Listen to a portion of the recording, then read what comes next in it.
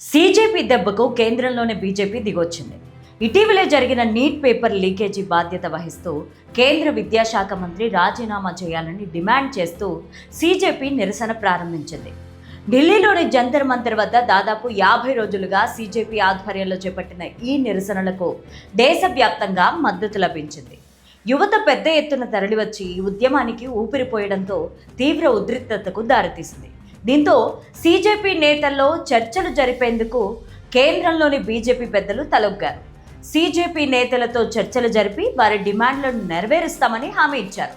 Neat paper leakage బాధ్యులైన వారిపై కఠిన చర్యలు తీసుకుంటామని తెలిపింది. యువత ఆధ్వర్యంలో జరిగిన ఈ పోరాటం కేంద్ర రాష్ట్ర ప్రభుత్వాలను ఎలాంటి గుణపాఠం తెలిపింది చూద్దాం.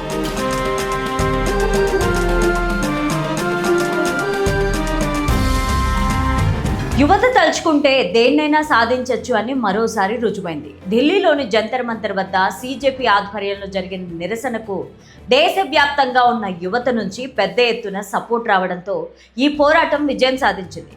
ఈ పోరాటంతో విద్యార్థులు, పోలీసులు లాఠీల దెబ్బకు బెదరలేదు. టియర్ గ్యాస్లు వేసినా వెనకడుగు వేయలేదు. తిండి లేకపోయినా పోరాటం ఆగలేదు. వానకు తడిసినా ఉద్యమాన్ని ఆపలేదు.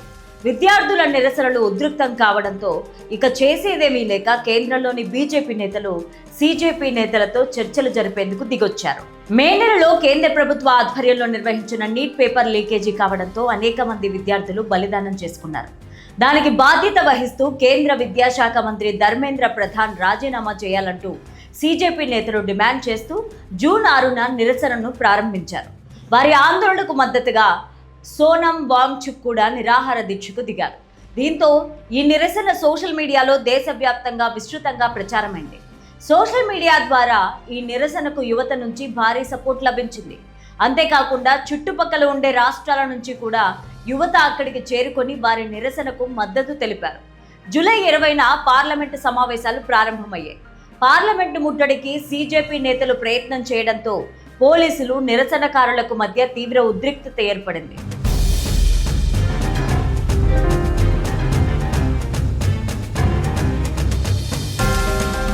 నిరసన చేస్తున్న విద్యార్థులపైన పోలీసులు లాఠీచార్జ్ చేయడంతో ఉద్యమం ఇంకా తీవ్రతరమైంది. ఈ వీడియోలు కాస్త సామాజిక మాధ్యమాల్లో వైరల్ కావడంతో నిరసనకారులకు ఇంకా మద్దతు పెరిగింది. హర్యానా, పంజాబ్ రాష్ట్రాల నుంచి పెద్ద ఎత్తున రైతులు కూడా అక్కడికి తరలివచ్చి వారికి మద్దతుగా నిలిచారు. సీజేపీ నిరసనకు ప్రతిపక్షాలు కూడా మద్దతు ప్రకటించడంతో ఇంకా పెద్దగా మారిపోయింది. రాహుల్ గాంధీ, ప్రియాంక గాంధీ, మల్లికార్జున ఖర్గే వంటి సీనియర్ కాంగ్రెస్ నేతలతో పాటు పలు పార్టీలు కూడా ఈ ఉద్యమాన్ని సపోర్ట్ చేశారు. దీంతో పోలీసులకు, నిరసనకారులకు మధ్య ఓ మినీ యుద్ధమే జరిగింది. ఈ నిరసనలో పలువురు పోలీసులకు, విద్యార్థులకు గాయాలయ్యాయి. వారం రోజులుగా నిరసనలు మరింత ఉధృతం కావడంతో ఇక చేసేదేమీ లేక బీజేపీ పెద్దలు చర్చలు జరిపేందుకు ఎట్టకేలకు ఓకే చెప్పారు. జూలై 24న సీజేపీ నేతలతో కేంద్ర మంత్రులు జేపీ నడ్డా, జితేంద్ర సింఘాల్ 2 విడతలుగా చర్చలు జరిపి వారి డిమాండ్లపైన సానుకూలంగా స్పందించారు.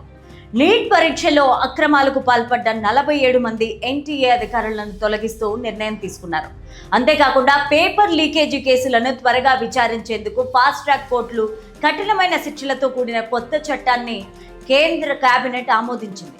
కేంద్ర విద్యాశాఖ మంత్రి ధర్మేంద్ర ప్రధాన్ రాజీనామా చేయాలని సీజేపీ నేతలు పట్టుబట్టారు. మంత్రి రాజీనామా చేస్తేనే ఇకపైన వేరే శాఖల మంత్రులకు భయం ఉంటుందని సీజేపీ నేతలు చెప్తున్నారు. కానీ సీజేపీ డిమాండ్ను బీజేపీ ఒప్పుకోలేదు. కేవలం ఎన్టీఏ అధికారులను మాత్రమే బాధ్యులను చేస్తూ వారిని పదవుల నుంచి తొలగించింది.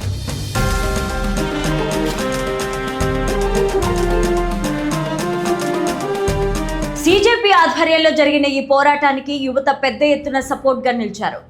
దేశవ్యాప్తంగా ఉన్న విద్యార్థులు, యువత కులమతాలకు అతీతంగా రాజధాని ఢిల్లీలో జంతర్ మంతర్ వద్దకు భారీగా తరలివచ్చి ఉద్యమించారు. పోలీసుల ఆంక్షలు, లాఠీ చార్జీలను ఎదుర్కొంటూ తమ డిమాండ్ల సాధన కోసం పట్టు వదలకుండా నిరసనలను ఉధృతం చేశారు. ఈ ఉద్యమానికి వివిధ వర్గాల నుంచి మద్దతు లభించడంతో పాటు ప్రభుత్వ విధానాలపైన యువత చూపిన చైతన్యం పెద్ద ఎత్తున ప్రభావం చూపింది. యువత చేపట్టిన ఈ ఉద్యమానికి దేశవ్యాప్తంగా మద్దతు లభించడంతో బీజేపీ వెనకడుగు వేసింది. ఈ ఉద్యమం కేంద్ర రాష్ట్ర ప్రభుత్వాలకు ఒక చెంపపెట్టు లాంటిదేనని చెప్పుకోవాలి. ఎందుకంటే ఇకపైన కేంద్ర రాష్ట్ర ప్రభుత్వాలు ఎలాంటి పరీక్షలు నిర్వహించినా ఒళ్ళు దగ్గర పెట్టుకొని నిర్వహిస్తాయి. లేదంటే యువత పెద్ద ఎత్తున ఉద్యమిస్తారని మరోసారి ఈ పోరాటంతో నిరూపితమైంది.